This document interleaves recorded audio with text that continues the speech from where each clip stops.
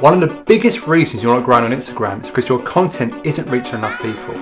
But reaching more people isn't just about creating better content or giving more value. It's about getting more shares. Now in today's video, I'm going to break down exactly how you can create more shareable content and grow your Instagram faster.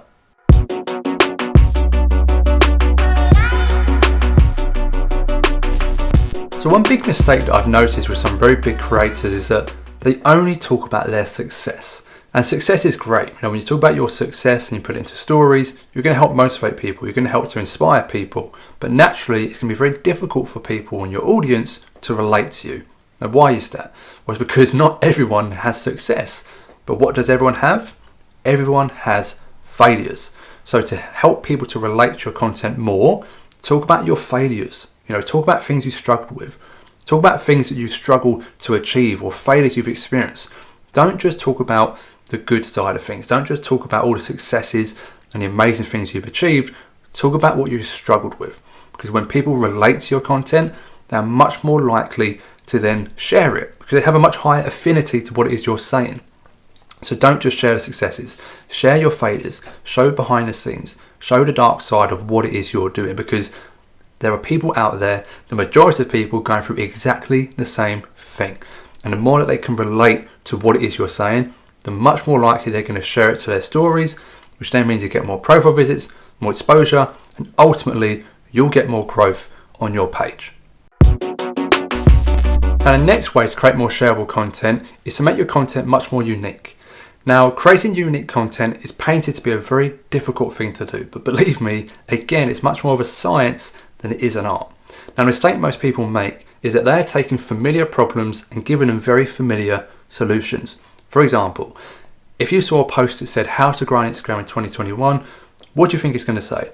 Now, most likely you're thinking it's going to say to use Reels, it's going to talk about hashtags, or it's going to talk about engagement strategies. Now, all those things are correct. They are ways you can grow faster on Instagram, but it's not unique. It's exactly the same as what hundreds or even thousands of other people are talking about. So how can you create more unique content? Well, it's a very simple solution. You have one or two options. Option number one, take a familiar problem, but give it a unique solution. Option number two, take a familiar solution, but apply that to a unique problem. Okay, you might want to rewind about 5 or 10 seconds to re-listen to that and write it down. Option number one, take a familiar problem, but give it a unique solution. Option number two, take a familiar solution, but apply that to a unique problem. But believe me, this is extremely powerful. Now, going back to the idea of how to grow on Instagram in 2021, if I was going to create a piece of content on that, I wouldn't start talking about Reels and all of that stuff. It's just too familiar. Instead, I'm going to take that familiar, very general, very broad subject of how to grow on Instagram, and I'm going to give it a very unique solution. And that unique solution, for example, could be human psychology, and it applies exactly to the point I'm making right now. If you can create content that hits a very broad and a very familiar subject, for example, how to grow on Instagram, but give it a unique solution, for example, what I'm saying is create something unique that no one has ever heard about, then what happens is that as humans, our psychology tells us that, oh, this is new, this is a shiny new thing, and I want to show people what I have found. And what happens? You create something unique and people share it to their friends, and that is how you create shareable content.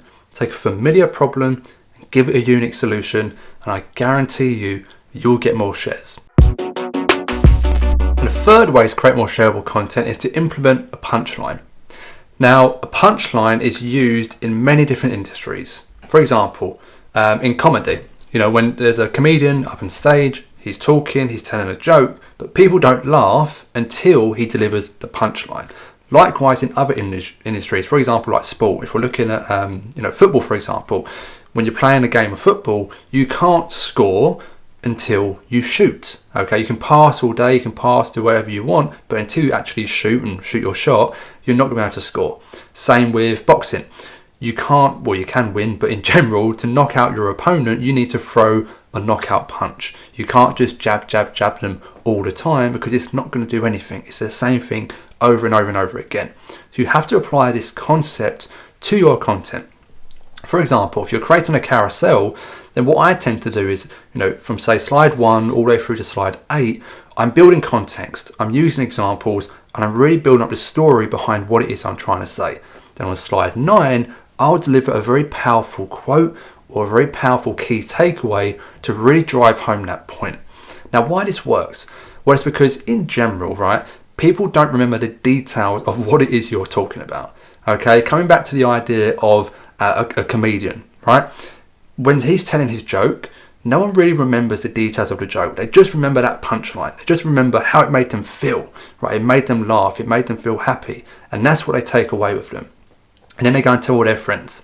So use that same idea with your content.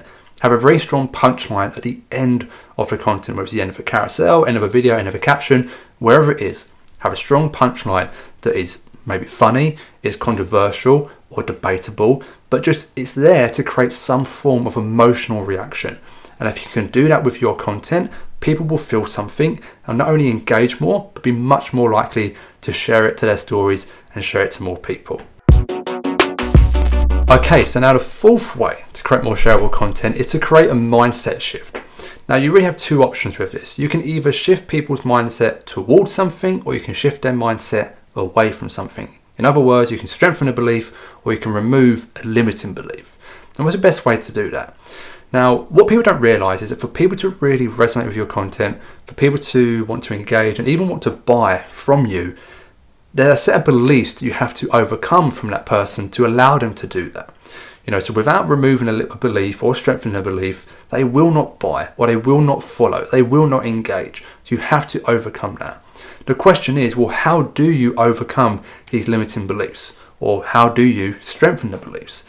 The easiest way is through telling stories.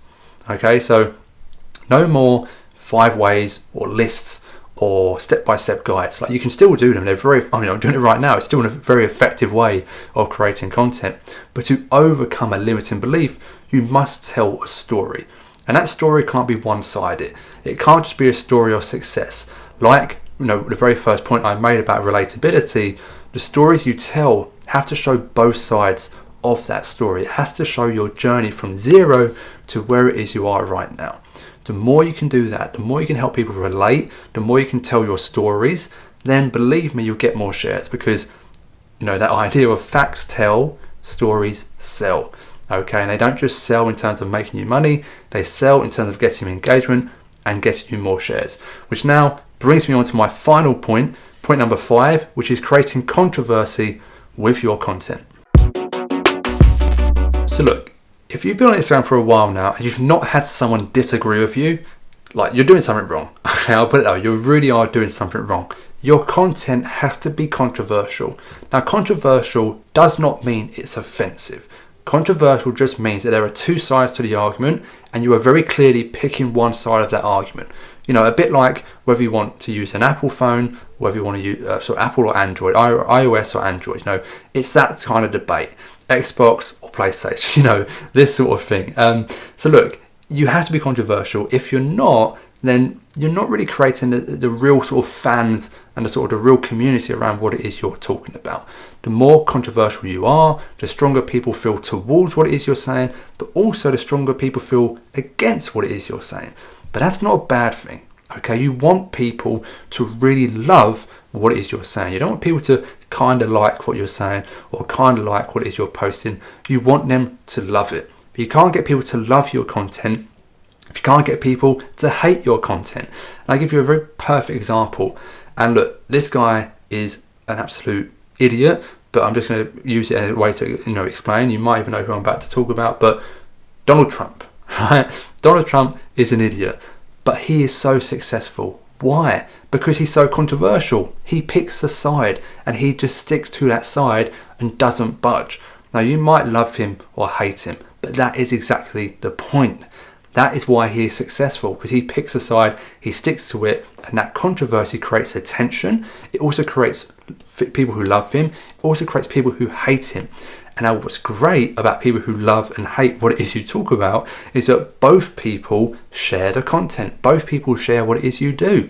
Okay? So that's the way to get more shares, is taking all 5 of these points, but if you can wrap that up into a piece of content that is, controversial or is debatable at the very least, you are absolutely guaranteed to get more shares and get more exposure on that content.